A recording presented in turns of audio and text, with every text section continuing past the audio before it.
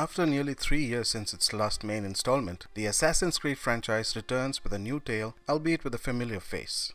This time, however, the franchise is shaking things up with a back-to-basics approach, following a more linear, stealth-focused design, unlike the last 3 sprawling open-world RPGs in the series. This sounds like an exciting prospect on paper, and it certainly had fans of the old-school iXie games really excited. But how does this transition actually land? Have Ubisoft nailed the feel of the old Assassin's Creed? Or have they failed in its execution? What does this installment mean for the future of the franchise? Let's find the answers while looking at how the game fares. This is the review of Assassin's Creed Mirage.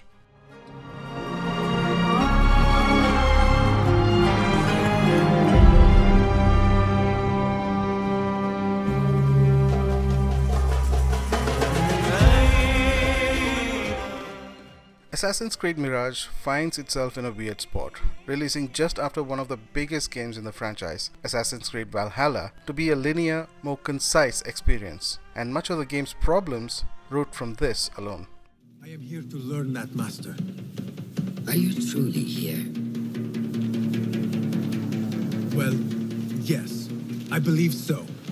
You are here in body, but are you here in mind and soul? The game was originally set to be a DLC for Valhalla, telling the story of Basim, and this is very visible in the fundamentals of the game. While the game has a robust parkour system, combat and enemy AI are quite underwhelming. With that said, once you get into the grind of things and your muscle memory is set to the controls, while you learn all of the tools the game has to offer, Mirage certainly has its moments and can be quite the entertaining affair.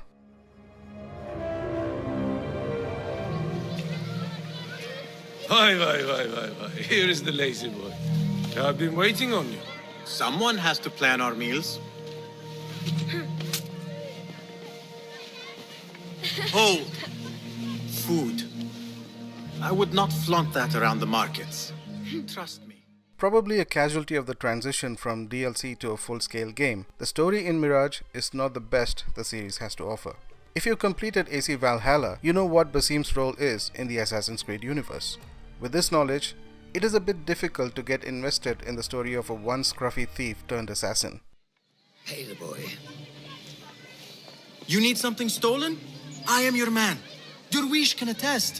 He has given me all your contracts. Then you have done your part. I can do more. Basim ibn Ishaq is a fascinating character, and there is no doubt about that. But the execution of his character development has not met the standards of beloved characters like Ezio, Bayek, or Cassandra. On a similar note, the voice acting too leaves much to be desired. Why must you embarrass yourself like that? Like what? Like a beggar. Desperate for them to notice you. Desperate? Nihal, I am good at what I do. That woman would be lucky to have me. And this happens across the board, except a few outliers like the one who plays Roshan. The writing is a mixed bag, with some really good quotes sprinkled here and there amongst various head scratchers.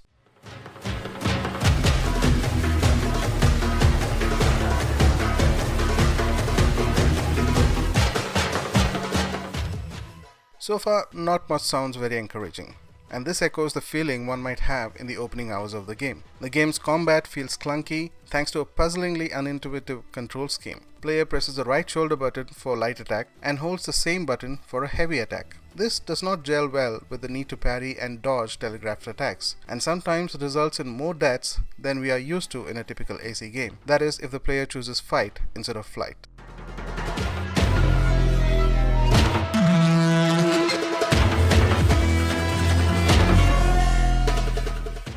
Enemy AI, on the other hand, is downright appalling. Enemies simply follow a set path when alerted and don't do much else to hunt the player down. It is clear that this AI system was more suited for the open world style game rather than the stealth focused game, probably for when this game was originally planned as Valhalla's DLC. Finally, there is that sense of movement. Basim is not as nimble or as fast as any of the previous Assassin's Creed protagonists. There is a sense of weight to his movement, which takes a fair bit of getting used to, especially for someone like me who's in the middle of a third playthrough of Assassin's Creed Odyssey. Cassandra's movement speed and combat prowess seemed worlds away from that of Basim's. We are only as weak as we allow ourselves to be. To shed a weakness, you must do what is necessary to mend that which causes you pain. With all that said, the game eventually starts to click, and things turn around rather pleasantly, easing the player into a gameplay loop that is satisfying and entertaining. The poor enemy AI aside, the gameplay is a satisfying mix of parkour, stealth, a bit of deduction, and the aforementioned combat, which over time can either get you comfortable with it or is something that you can mostly avoid depending on your playstyle. Complementing this gameplay loop are the various systems from old AC games that make a return. We have eagle vision, blending in, eavesdropping, one-hit assassinations, and bribing merchants and mercenaries. It's all there, alongside features from newer games like scouting the area with your trusty bird. Tools like throwing knives, smoke bombs, and poison darts, among others, also make a return too. All of this, combined with a well thought out mission structure, make for a gameplay experience that is mostly linear while also being open-ended enough for the player to tackle them in their own style. And this, at least in my case, was enough to forgive the game's shortcomings.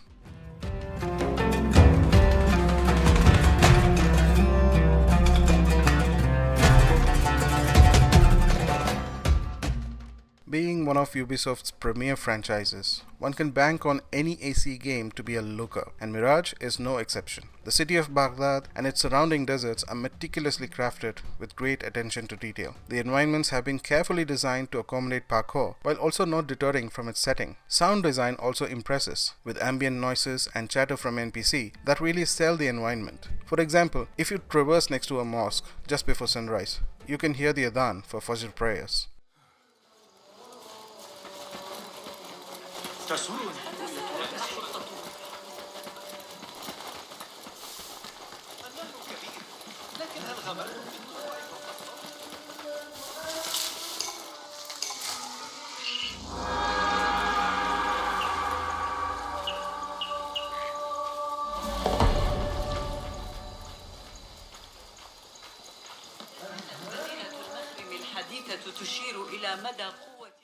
In a way, Mirage's Baghdad setting is a character in itself and definitely adds to the game's strength. It also doesn't hurt that Mirage features some of the best soundtracks in the series.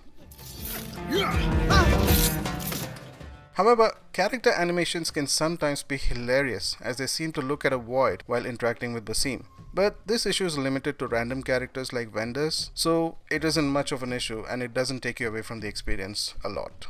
Overall, Mirage is one of the better looking Assassin's Creed games, and this only has me more excited for the next game in the series.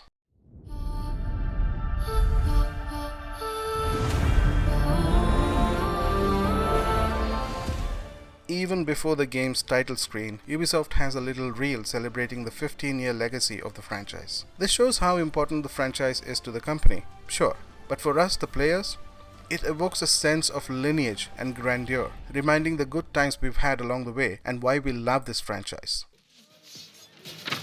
What is happening out there?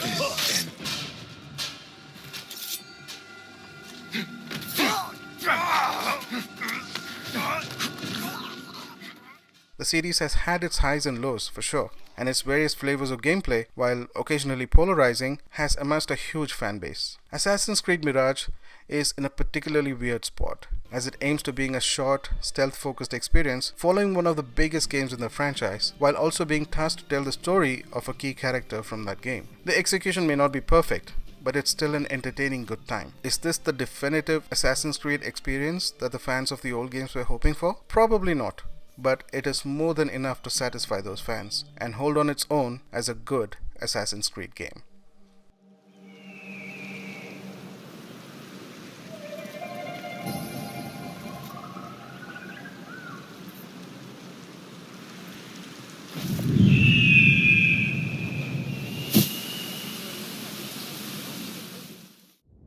So, that was the review of Assassin's Creed Mirage. Have you played it yet? If so, what is your take on the game? Please sound off in the comments. Let's have a conversation going. Until then, I'm Ishaq, and this review was brought to you by iXie. You take care, stay safe, and keep gaming.